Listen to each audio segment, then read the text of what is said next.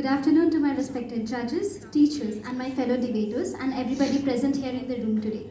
I am Adrika Chakraborty, representing Salt Lake Shiksha Niketan, and today I will be speaking for the motion, cloud seeding is the best option for rainfall deficit in our country. What is cloud seeding? As explained by my fellow debaters, cloud seeding is a weather modification technique that helps us in change the amount of precipitation, mitigate hail or fog. According to World Meteorological Organization, the significance of this event is beyond the realm of meteorology as well as technology. Technologies such as cloud seeding and rain enhancement plays a very crucial role for climate resilience by enhancing our capability to optimize rainfall as well as manage the water resources in a better manner.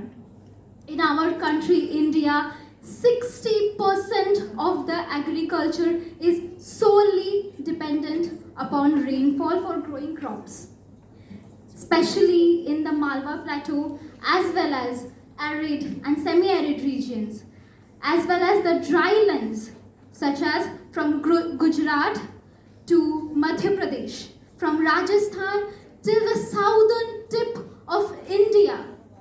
All the farmers there, due to rainfall deficiency, depend solely upon the groundwater for their irrigation purposes. And that is where I think cloud seeding comes in play. The ability of this technological precipitation helps us not only to fight the severe drought in that area, also to recharge the aquifers there. That is why it also helps us tackling immediate water challenges. And I think it makes cloud seeding one of the vital important points for our strategic planning to develop India in a further manner, as well as cloud seeding is one of the best ways to restore our ecosystem. Thank you.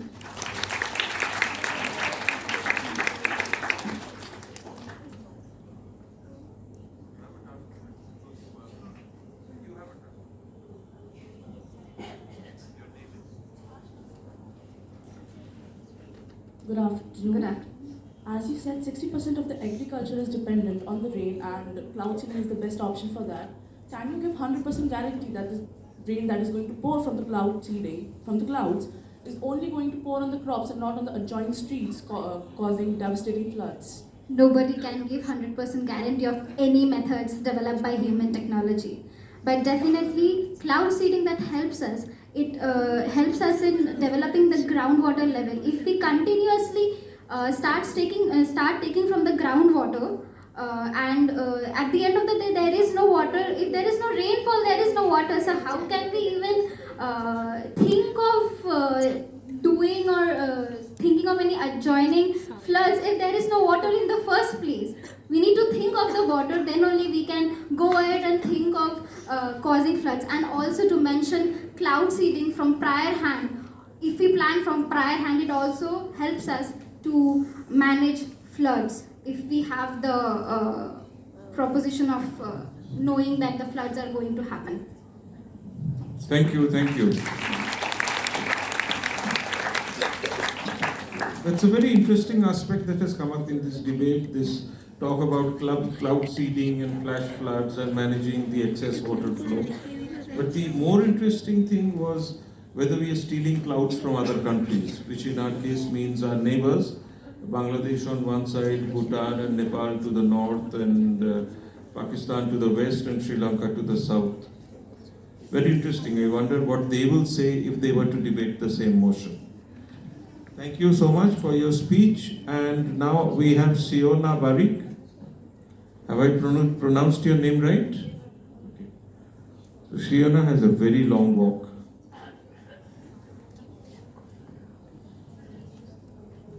Any mic. Yeah. Feel free. As long as you maintain eye contact with the judges, it's fine.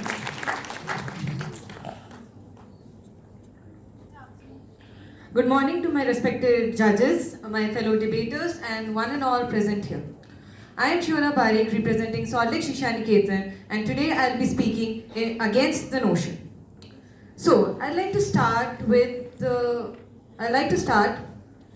by saying that cloud seeding is not a complete solution to combat rain deficiency in our country. Its provocative costs, uh, excuse me, its provocative costs and potential ecological detriments significantly undermine its feasibility. Now I would like to draw your attention towards some of the drawbacks of cloud seeding. Firstly, the effectiveness of cloud seeding is highly questionable since global results have shown that it is not consistent and its heavy reliance on specific weather conditions. For example, in Maharashtra in 2020, cloud seeding efforts brought only minimal improvement in rainfall. Secondly, the economy. The financial risks of cloud seeding is very high, like market viability and dependence on external funding. For example, in Tamil Nadu, one round of seeding costs 2.7 crores. It is very detrimental for India because it diverts away significant resources from more efficient methods. Legally, cloud seeding in India faces many issues like undefined ownership and liability. As we have seen in the case of Rajasthan, where disputes arose over unequal benefits of cloud seeding. We have also seen many ethical concerns about the manipulation of natural systems in our environment. And health-wise, the chemicals used in cloud seeding can potentially harm the population in a more detrimental way. As we have seen in the case of Karnataka, where residents have raised health concerns over the increased chemical exposure. Lastly but not the least, corruption in India is a parallel economy. So, when thinking about issues like fund misallocation and regulatory lapses, we can see that if cloud seeding were to be invested in India for more duration of time, it would lead to many disadvantages, and its potential dangers outweigh its potential advantages. So you might be asking, so what should we do? A more safer approach would involve sustainable development programs and modern agronomy and infrastructural development like rainwater harvesting systems, drip irrigation, etc. As these methods, instead of focusing on the uppermost level of the ocean, they delve deep into the root causes of rain deficiency in our country. In conclusion, I would like to ask you a question: Are we in a place to risk our position by investing in such a solution which is as erratic as the weather itself? Thank you. Thank you. Who has a question and who hasn't asked yet?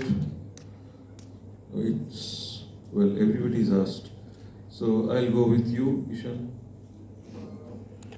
Use the mic. Project Varsha 30 in Karnataka in 2017 was a massive success, and you mentioned that the project in Maharashtra was not, and yet it was 18 to 20%. So how do you justify that statement? Do you consider it a problem of the cloud seeding or just an unfortunate set of events? Like I mentioned, cloud seeding is very erratic. In some cases, it has resulted in massive successes, while in some cases, it has not resulted as it was predicted. So, we cannot risk to invest in such a procedure that cannot guarantee us effective results. While in the case of rainwater harvesting, as I mentioned, there is no disadvantages or risks as associated, as it guarantees almost perfect results in every case. And as you have said, in Karnataka, the project was a massive success. But I am saying it once and again that cloud seeding is better, or if I can say, it is good for temporary purposes, but for a long run, it is not very sustainable to say. So in Karnataka, it may have resulted in a massive success, but prolonged use of the chemicals can potentially damage the soil and the health of the residents in those areas. Thank you.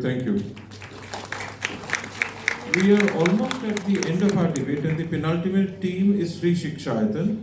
And speaking in favor of the motion from Sri Shikshayatan will be Samira Jain.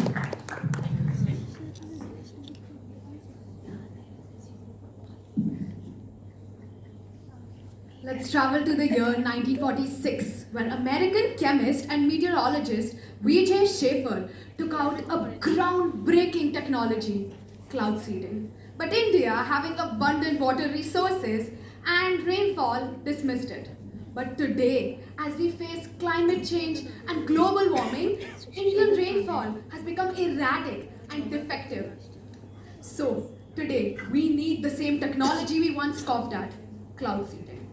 I want to make it clear to my opponents that cloud seeding does not change the natural rainfall patterns in India. In fact, it does the opposite. Places like Punjab, which is supposed to get a lot of rain, but gets less due to human interference, is the place where we now perform cloud seeding. A lot of us have our favorite food, biryani, over here. But that is soon going to be extinct because in places like Bengal, where rice grew for hundreds of years, because of lack of natural rain which the rice needs, it cannot grow anymore. Taking an example of summer of 2024, Bangalore faced a huge water crisis because of poor southwest monsoon affecting 13 million people. Cloud seeding helps exactly this. There will no more be any poor monsoon. A 5-minute drizzle will turn into a 1-hour cats and dogs rain. Your bathroom time of 1 hour will never be interrupted in the middle of your shampooing because the water will go on because of cloud seeding. The opponents today have given only one alternative solution to cloud seeding, which is rainwater harvesting or groundwater recharge. But these are not ways of increasing rainfall. These are ways of storing the increased rainfall. So without cloud seeding, if we don't have the rainfall, what are you going to store? As a research done by IIT Kanpur, we see that cloud seeding also helps in reducing pollution. Now in India, where 7% of the people, which is approximately 105 million people, die by pollution every year, a technology which not only increases rainfall but also helps pollution is like buying a lollipop but opening the wrapper to find two inside. It's not just miraculous, it's perfect. Albert Einstein once said, "The world will not be destroyed by those who do evil, it will be destroyed by those who watch it and do nothing." We have already destroyed our world by climate change and global warming. This is our second shot to save our world. Now it is our choice. We either sit back and wait for the rain to come and meet our imminent death, or we let nature not control us for once. Take the remote and use it because we need to survive. Thank you.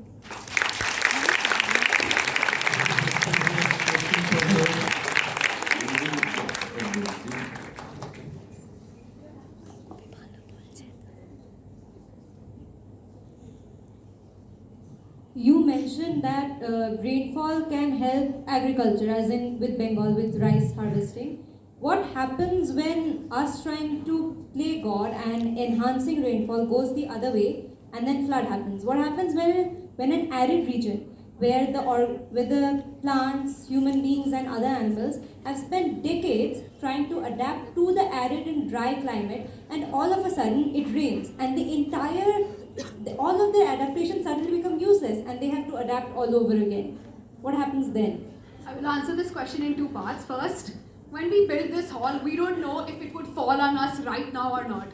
So any technology, anything humans ever do, comes with a factor that yes, this might go wrong. Plus, we are not introducing cloud seeding in deserts. We are introducing them in places like Kolkata, which has not received as much rainfall as it should have received by July. We are bringing it to bring back the natural situation, the natural rainfall patterns which used to exist before human interference. Thank you. Thank you. I can understand that lunchtime is approaching, which is why we've had so much discussion about food items like biryani and rice. Anyway, I won't stand before you too long, and we just have a few more speakers to go. And the next speaker will be Devashri Bhuiya, also from Sri Shiksha.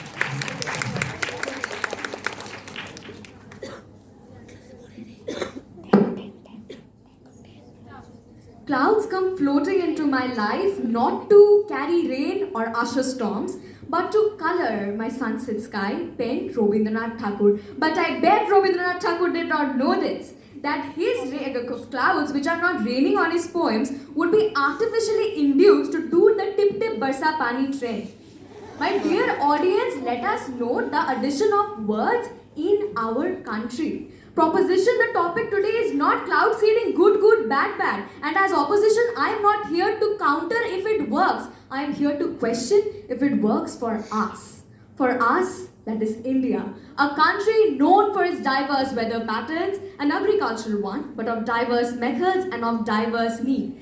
Ask the person sitting right beside you if you share the same favorite food or not. And the high chances, the answer is no. So how do you expect such a diverse country to have a generalized, one-word solution, cloud seeding, to such a pertinent problem? I'll tell you, this option is selfish. Not selfish in a way that you wanted to rain on your exam day or you want to stop rain on your mama's BA. It is a selfish in a way that it creates geopolitical tension. If it rains in Rajasthan, it would not rain in Chhattisgarh. If it floods in Assam, it would be drought in West Bengal, because this is the mechanism of instant gratification which hampers the ethics of weather modification the House is forgetting to address today. It is fascinating to see the mention of weather weapons in epics like Ramayana through characters like Meghnad, the son of Ravana. To counter the question asked by South Point to the proposition of Abhinav Bharati, what if cloud seeding backfires us this way? The proposition from Haryana Vidya Mandir told you that the little amount of silver iodide used is not harmful. But the proposition is proclaiming this is the best option, so everyone will use it. So does it remain a small amount or a khalnayak that threatens the water cycle? A cycle not only part of your geography curriculum but of our sustenance. So Devashri, you are telling us to ditch research and development. No, my dear audience, but we have our Ghorid totkas, our age-old traditions. Bamboo drip irrigation, IWRM, which has, and will resolve rainfall deficit. If research is to be done, do to see where the problem rises in the first place. Try to align those biased snobs who think even climate change is not a thing. And to conclude, peacocks and Shraddha Kapoor in Chham Chham dance only in natural rain. And India grows only when there is a sustainable weather and not an option which is financially risky, environmentally harmful, and gives outcomes which is uncertain, that is cloud seeding. Thank you.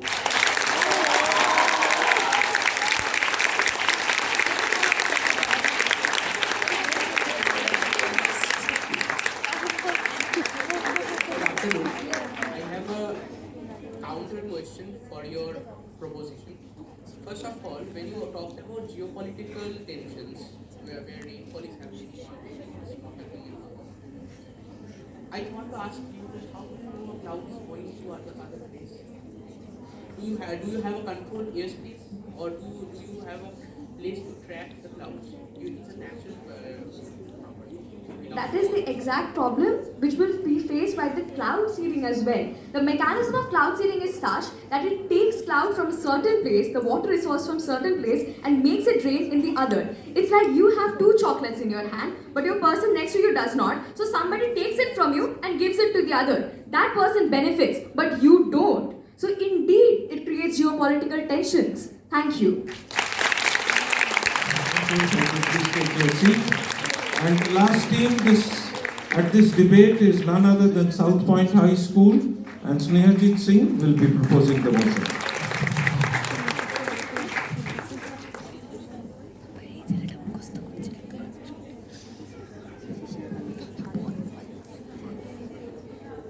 Finding myself the penultimate speaker today, I know what is expected of me, but don't know how to put it any better.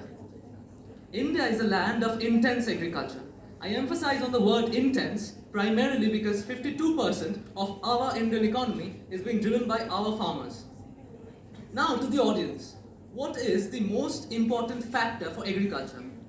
Yes, you thought it right, rainfall. What if we fall short of this very necessity? Ladies and gentlemen, this is not a far-fetched idea, but a current situation that we all are going through. A very good afternoon to everybody, and as you know by now, I stand firmly for the proposition. Legends say there used to be a time when Tansin used to sing Rag Malar. There used to rain cats and dogs. But those times have passed, I think, and now we need something technologically advanced. And we have an answer to that, and it has been for decades, and it is cloud seeding. Briefly speaking, cloud seeding is actually a process where salts are dispersed into already formed clouds, and they make rainfall in arid areas. India is not new to cloud seeding, because these operations have already been performed in 1983 to 84 in Tamil Nadu state, and again in 2003 to 2004 by the Chandrababu Naidu government in Karnataka. But due to the severe criticism that he faced at that time, these operations were temporarily halted. And mind it, these arguments were posed forward by the opposition. And after these arguments stopped those operations, we know what is the plight today. Many would argue that it is a very costly process. My question to them is, in the election phase, when money flows unaccounted for, like tap water dripping from an open tap, isn't this very much affordable? Yes, it is, if it works for the betterment of our people, of our country. Am I being a little rude? No, not actually, because this is the grievance of our farmers who are being choked every day. Arguments advanced tonight say that the Dubai floods were actually a consequence of cloud seeding. But the Times report says a different thing. It says that it was all a public hoax created by netizens who must have been frightened by the wrath of God. They say clearly that these were actually natural events caused by the irregularities of rainfall due to the El Nina and La Nina currents respectively. Even the research paper conducted by the Island of Superiority, that is IIT Kanpur, says that it also plays a major role in controlling our pollution. So if two things can be addressed to at the cost of one, what can be better than this? So, ladies and gentlemen, I stand here to say you that we have arrived at this conclusion that cloud seeding is the only method and not any other thing, or else we can call Mr. Tansen to sing his Rag Malar again. Thank you. That's my piece. Thank you. Thank you, Snehaji. Are you interested in Indian classical music? Yes. Yes, sir. No wonder the references to Tansen. I've actually practiced that also. Okay, nice. Who has a question? Yes, Actually, you have Tansen a and I question. belong to the same family, which is Tansen and Snehaji Singh. That's a very imaginative approach to names, but still. Yes, you had a question. Give her the mic, please. Right at this end of the table. As you said, we do need new technological advancements. If there is no policy framework that is entirely complete for cloud seeding, how are you entirely sure that there will not be any unintended consequences while we are engaging with this sort of technological advancement? You must have been knowing about the 2011 Fukushima nuclear accident. Did we have any policies for that? Because even after that incident which caused havoc across the country, these factories were not shut down. And it clearly means that we can't stop our technological progress at any cost. We have to do it, and we learn from our mistakes. And that is evident from the fact that we had big computers sitting on our table, and now we have small cell phones, which actually do more the work than that of a computer. So, we don't need policies at this time because it is actually in that baby stage.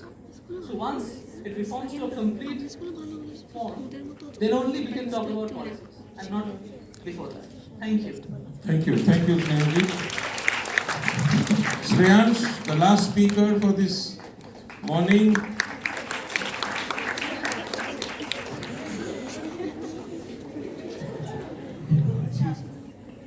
As my friend Snehojit mentioned, I truly feel like Henry VIII's seventh wife. I really don't know what to say much more than this, so I'll just try to put on my thoughts and try to refute some of my some of my propositions.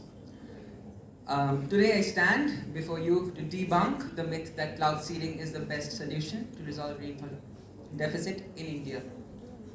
It's like trying to wring water out of a stone.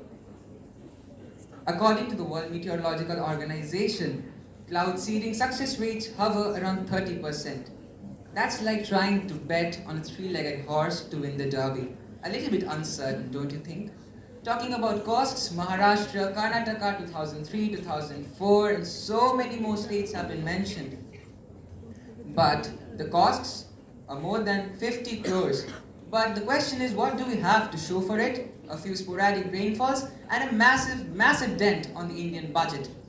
Standing today, as many of my friends from the opposition have mentioned, rainwater harvesting, sustainable water management, desalination plants, bamboo drip system, and so many more things can be invested upon.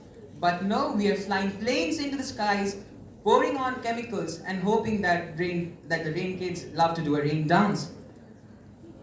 Ladies and gentlemen, I stand before you, and as I have counted today that 17 people have mentioned silver iodide, do you mind if I mention it for the 18th time? Silver iodide is a chemical which is toxic. Nobody can ignore that. Even if a one person can cause so much of ice particles, then what if a little bit of carelessness can cause a fatality? And in the country which is currently the most populous, do we really think taking that much of a risk is worth it? And the true kicker for this is cloud seeding is not, I repeat, it is not a true solution to rainfall deficit. It's like putting a band-aid on a broken leg. We have a great problem in front of us and we are just trying to apply a small solution to it. In conclusion, I would really like to say that cloud seeding is costly, unpredictable, uncertain, and it's like trying to solve a Rubik's Cube blindfolded. Either you're a professional, or you'll get lucky, or most of the times you're just fumbling around. So let us all come together, embrace ourselves, and spend our time, energy, and money on much more safer, much more natural, much less costly ways of conserving water, and let the cloud seeding dreams be up there in the clouds where they belong. Thank you.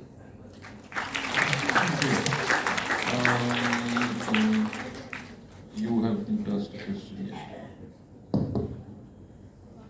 As you mentioned in your speech that 50 crores were used in nationwide cloud seeding. In the budget of 2024, our Finance Minister Nirmala Sitharaman gave a budget of 3,330 crores for Ministry of Environmental Changes, Climate Changes and Forests. Why do you think 50 crores out of 3,330 crores is a dent? I mean, that's a very good question actually. Sit. But I can counter question you and also reply to you by asking that if we do not have any results after seeing that we have spent so much of money, 50 crores is no joke, even if we are provided with 3,330 crores of money.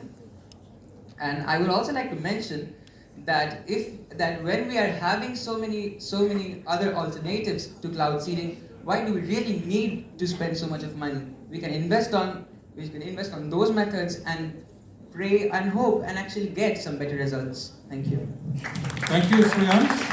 To correct you, as the second speaker of the 12th team, you mentioned silver iodide, 24th speaker to mention silver iodide.